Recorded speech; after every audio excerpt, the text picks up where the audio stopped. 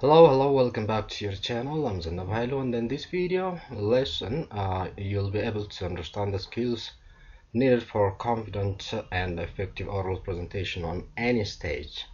ዛሬ እንግዲህ የንግግር ክህሎታችሁን በእንግሊዝኛ እንዴት ማሳደግ እንደምትችሉ የሚጠቅማችሁን ዘዴዎች ነው ሼር ማድረጋችሁ። ይሄ ፓርት 1 ነው። ፓርት 2 ቀጥዬ እለቃለሁ ማለት ነው። ሁለቱንም ተመልክታችሁ የንግግር ክህሎታችሁን በእንግሊዝኛ ማለት ነው በደንብ ማዳበር ትችላላችሁ። አሪፍ ዘዴዎች ነግራችኋለሁ። አብራችሁን ቆዩ። አዲስ የሆናችሁ ሰዎች ደግሞ ቻናሉን ሰብስክራይብ በማድረግ እና ቪዲዮን ላይክ በማድረግ እንጀምራለን። ወደ ሌሰናችን እንግባ። ሌሰናችንን ከመጀመራችን በፊት አንድ ሁላችንም ማወቅ ያለብን ነገር አለ። እሱም ኦራል ፕሬዘንቴሽን አንዛይቲ ወይም የመድረክ ፍራቻ የሚለውን ነገር እናያለን። ይሄ ኦራል ፕሬዘንቴሽን አንዛይቲ ወይም ነርቨስነስ የሚለው እንግዲህ ማንኛውም ሰው ሊያጋጥመው የሚችል ነው። ናቹራል የሆነ ነገር ነው፣ ተፈጥሯዊ ነገር ነው።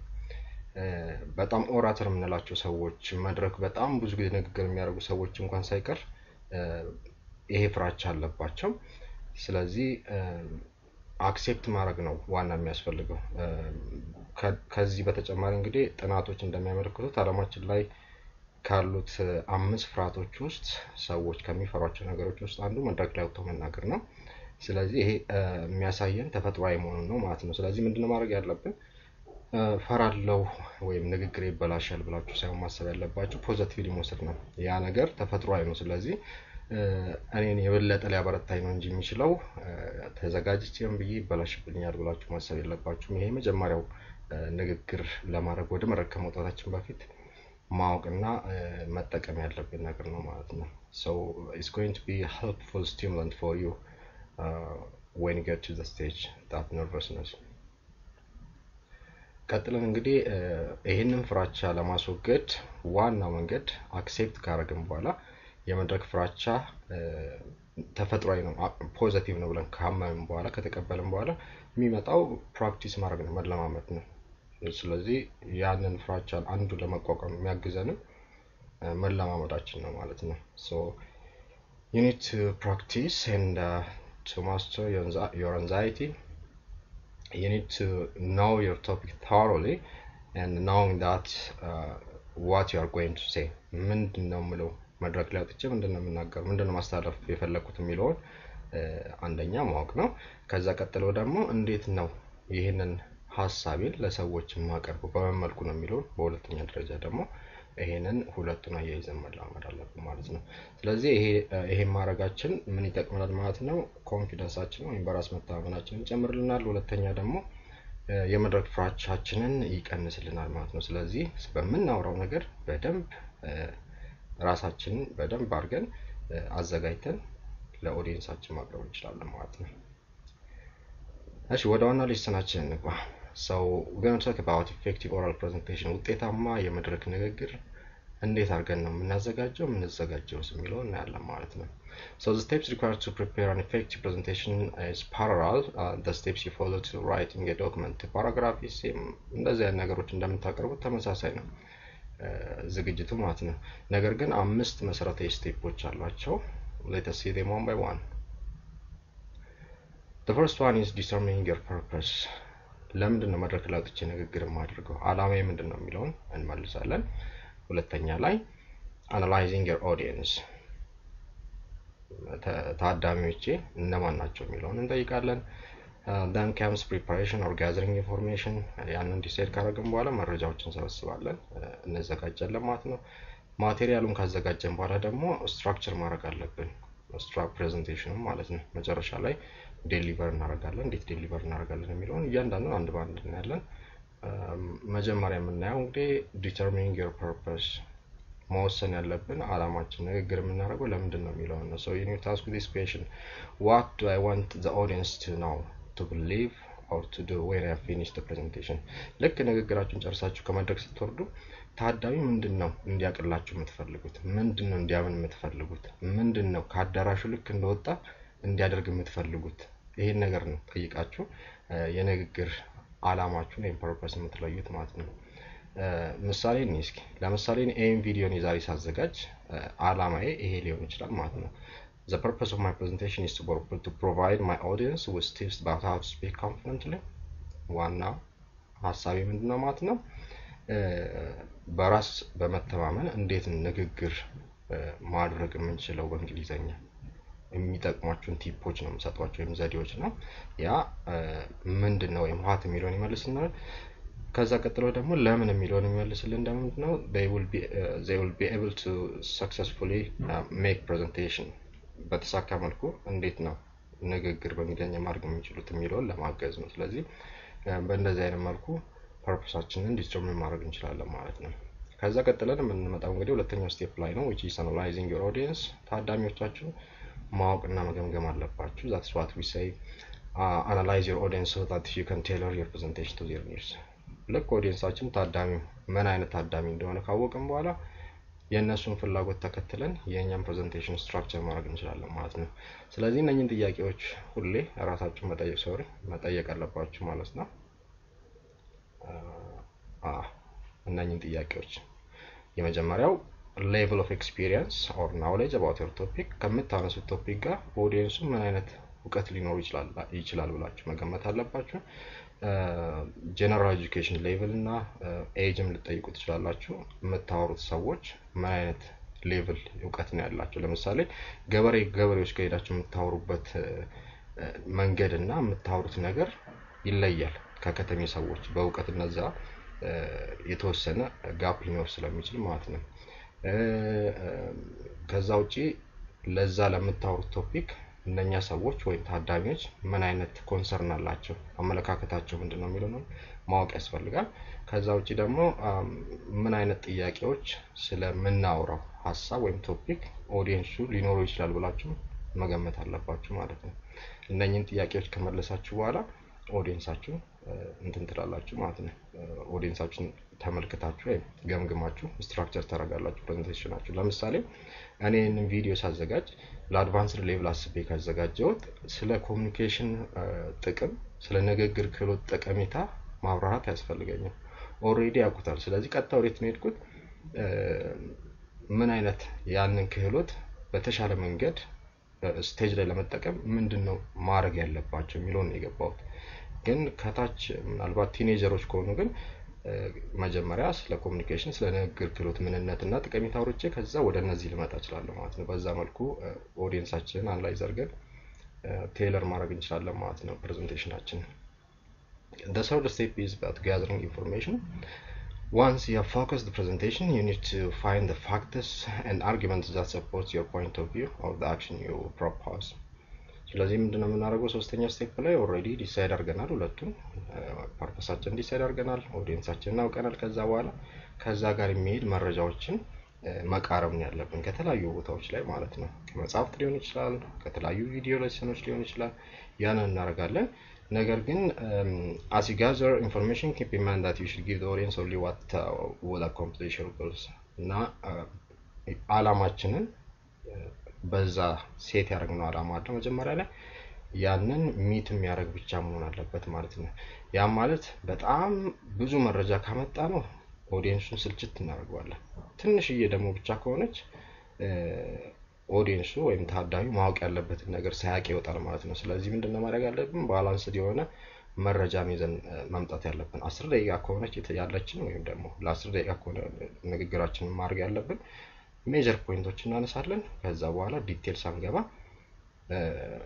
አነስ አድርገን ጥፍጥ አድርገን ማቅረብ እንችላለን ማለት ነው ስለዚህ መረጃችሁን ተሰበስቡ ያላችሁን ሰዓት ኦዲየንሳችሁ ማወቅ ያለበትን ነገር ብቻ ነው እና አላማችሁን ማሳካት ያለባችሁ መረጃዎች ብቻ ነው ማካተት ያለባችሁ ከዛ ቀጥለን እንዴት ነው ስትራክቸር የምናደርገው ፕሬዘንቴሽኑን ለሚለው እንመጣለን so when structuring the presentation always you need to focus on your audience እንዴት ነው ስትራክቸር ማድረግ የሚለው ስታስቡልኝ ታዳሚውን ከአእምሯችሁ ማውጣት የለባችሁ ስለዚህ አንድ ትሪክ አለ እዚህ ጋር ማወቅ ያለባችሁ ስትራክቸር ስታደርጉ ፕሬዘንቴሽናችሁ ማንኛውም ራሳችሁን ጠይቁ እስኪ የሆነ አዳራሽ ውስጥ ቁጭ ብላችሁ የሆነ ሶስት ስቴጅ ላይ ንግግር እያደረገ ነው የትኛው ሰዓት ላይ ነው በጣም አክቲቭ የምትሆኑት የመጀመሪያዎቹ 10 ወይም 5 ደቂቃዎች ላይ በጣም አክቲቭ ናችሁ ከዛ ቀስ ያለ አቴንሽናችሁ እየቀነሰ ይመጣና ትኩረታችሁ ወደ መጨረሻ ደግሞ ምናልባት ልክ ሰውየው መድረክ ላይ ያለው ሰው ማለት ነው የዛሬ ንግግሬ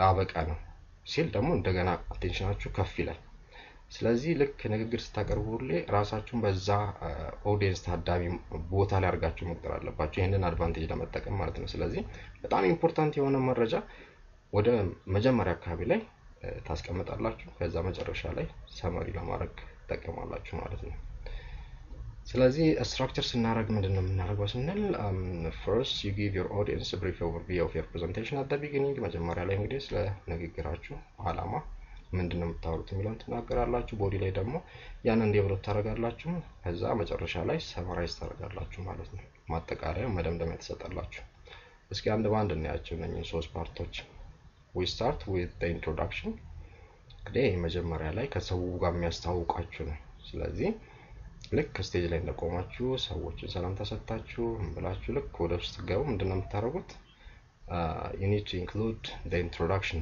and opening that focus your audience attention እዛ ውስጥ ያሉት ሰዎች ቀጥታ የእናንተን ትኩረት እንዲያገኙ ማድረግ አለባችሁ በአንድ አረፍተ ነገር ሊሆን ይችላል በሁለት አረፍተ ነገር ቀጥታ እዛ ያለው ኦዲየንስ በጠቅላላ ታዳሚ ወደ እናንተ ትኩረቱን እንዲያደርግ መቻል አለባችሁ እንዴት የሚለው እናያለን ከዛ ቀጥለን ምንድነው የምናደርገው የፕሬዘንቴሽናችን ኦቨርቪው ነው የምትሰጡት መጀመሪያ ላይ እናደርጋለሁ ቀጥዬ እናደርጋለሁ መጨረሻ ላይ እናደርጋለሁ ብላችሁ ኦቨርቪው ስንል ቅደም ተከተሉ ታብራራላችሁ ማለት ነው ምሳሌዎች እስኪ እንዴት ነው የኦዲየንሱን ትኩረት ባንዴ መሳብ የምንችለው የሚለው እኔ ለምሳሌ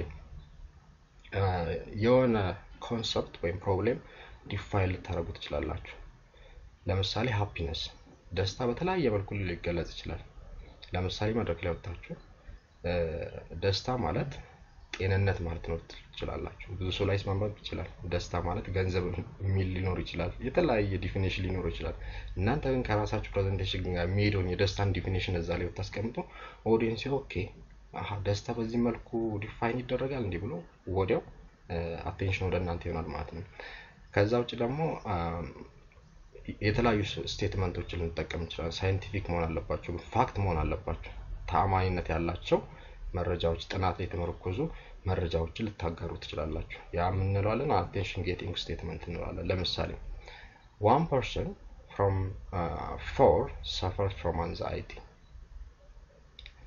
የዓለም ጤና ድርጅት ከአራት ሰዎች ውስጥ አንድ ሰው በአእምሮ ህመም ወይም በጭንቀት ይጎዳል ይላል ብላችሁ ልክ ስታረጉ ከዛ ኦዲየንስ መሃል ላይ ይሄ ኬዝ ያለው ሰው ይኖራል በእርግጠኝነት 10 ሚሊዮን 5 ሚሊዮን 1 ሚሊዮን ወዲያ ተረክሉና የሌለባቸውም ሰዎች በእርግጠኝነት እኔ ጋር ሊመጣ ይችላል ብለው ወዲያው ማዳመጥ ይጀምራሉ እናንተ ይሄ አንዱ ትሪክ ነው ታዳሚውን በቀጥታ ወደ እናንተ መስውበት ማለት ነው ከዛው ሪቶሪክ ካልኩሌሽን የምንለው አለ ይሄ ደግሞ ጥያቄውን ብቻ ተጠይቃላችሁ ኦዲየንሱ ግን መልስ አትጠብቁ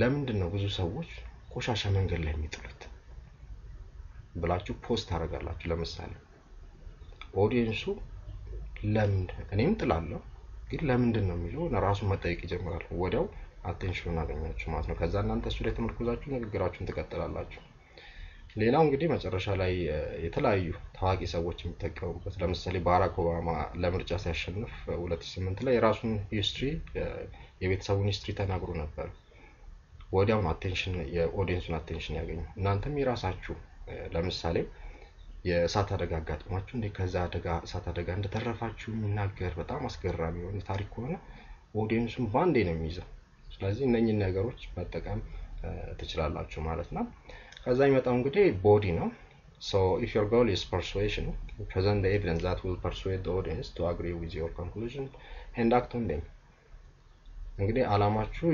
የኦዲየንሱን ማሳመን ከሆነ ኦዲየንስ ምንድነው የምታስቀምጡት ማለት ነው የተለያዩ መረጃዎችን ያንን ሐሳብ የሚደግፍ መረጃዎችን ቦዲ ፓርት ላይ ታስቀምጣላችሁ ማለት ነው ምናልባት ማሳወቅ ከሆነ በተመሳሳይ ማለት ነው እስኪ ምሳሌዎችን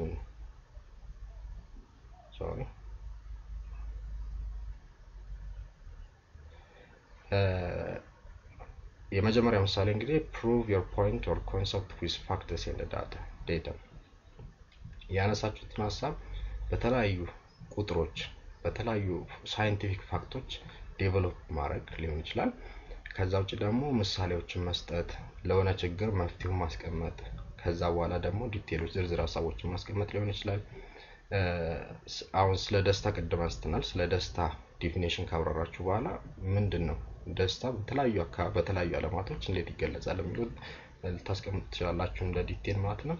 ከዛ ውጪ ግን እቺ መጨረሻ በጣም ኢምፖርታንት ነች። ብዙ ሰዎች ሚስ የሚያደርጓት ማለት ነው። anticipate questions and objections and incorporate the answers into your presentation። ልክ የሆነ ነገር ስታወሩ ኦዲየንሱ ምን ሊጠይቅ ይችላል፣ በአእምሮ ምን ሊያሰላስል ይችላል፣ ሊቃወመው የሚችለው ሐሳብ ካለ ያንን ማካተት አለባችሁ እስከነማለች። ለምሳሌ ብዙ ሰዎች እንደዚህ ሲባል ቅር ሊላቸው ይችላል ወይም ሊቃወሙ ይችላል። ነገር ግን ይሄ ማለት እንደዚህ ነው ብላችሁ ልታካትቱ ትችላላችሁ። ወይም ደግሞ ይሄ ርዕሰ ጉዳይ ሲነሳ ብዙ ሰዎች እንደዚህ አይነት ጥያቄ አላቸው፣ ለዚህ ጥያቄ መልሱ ይሄ ነው ብላችሁ ታካትታላችሁ። ይሄ ደግሞ በጣም ኦዲየንሱን በእናንተ ኮንፊደንስ እንዲኖረው ስለምታወሩት ነገር እንደምታውቁ የሚገባው ነው ማለት ነው። መጨረሻ ላይ እንግዲህ ክሎዚንግ ይመጣል። ክሎዚንግን ብዙ ሰዎች መደምደሚያ ማጠቃለያ ምንላት ያቺ ፓርት 2-3 ደቂቃ የምትሆነዋል ብዙ ሰዎች ሚስ ያደርጓታል። ልክ እንደጨረሱ ስላይዳቸውን አጥተው ወረቀታቸውን ሰብስበው ከዛ ወደ መቀመጫቸው ይሄዳሉ ማለት ነው። ይሄ ደግሞ በጣም ሮንግ ነው። ቅድም እንዳልነው ኦዲየንሳችን የመጀመሪያዎቹ 15 ደቂቃዎች በጣም አክቲቭ ነው ማይንዱ። ከዛ መጨረሻ ላይ ልክ የዛሬ ፕሬዘንቴሽን ማጠቃለያ ደርሻለሁ ስትሉ ደግሞ እንደገና አክቲቭ ይሆናል ማለት ነው። ስለዚህ ያንን ፓተርን መጠቀም መቻል አለብን። ስለዚህ always ምንድነው የምናደርገው ስላወራው ነገር ሰመራይዝ እናደርጋለን ማለት ነው። That's what I'm going to say here. If your purpose is to get your audience to think about something, summarize what you want them to think about. Because your closing is what your audience is most likely to remember, and use that time to be strong and persuasive. ልክ ከዛች አዳራሽ ሲወጣ የሚያስታውሳት ነገር እቺ መጨረሻ ላይ ያወራችኋት ነገር ልትሆን ትችላለች። ጠቅለል አድርጋችሁ ይሄ ማለት እንደዚህ ነው፣ በዛሬ ፕሬዘንቴሽን ያካተትኳችሁ እንደዚህ ናቸው፣ ስለዚህ ይሄ እንደዚህ ነው ብለን ስትሮንግ በሆነ እጥር ምጥን ማለች መደምደሚያ ከወጣን ኦዲየንሳችን ታዳሚ ሁሉም ያስታውሰናል፣ ቤቱ ሄዶ እንኳን ያስታውሰናል ማለት ነው። የዛሬው ቪዲዮ እንግዲህ ፓርት 1 እዚህ ላይ እናበቃለን። በሚቀጥለው ደግሞ በፓርት 2 እንገናኛለን ማለት ነው። ጥያቄ ካላችሁ ኮሜንት ሴክሽን ላይ ጻፉልን። ቪዲዮ ላይክ፣ ሼር እና ሰብስክራይብ ማድረጋችሁ እንዳትረሱ። በሚቀጥለው ሳምንት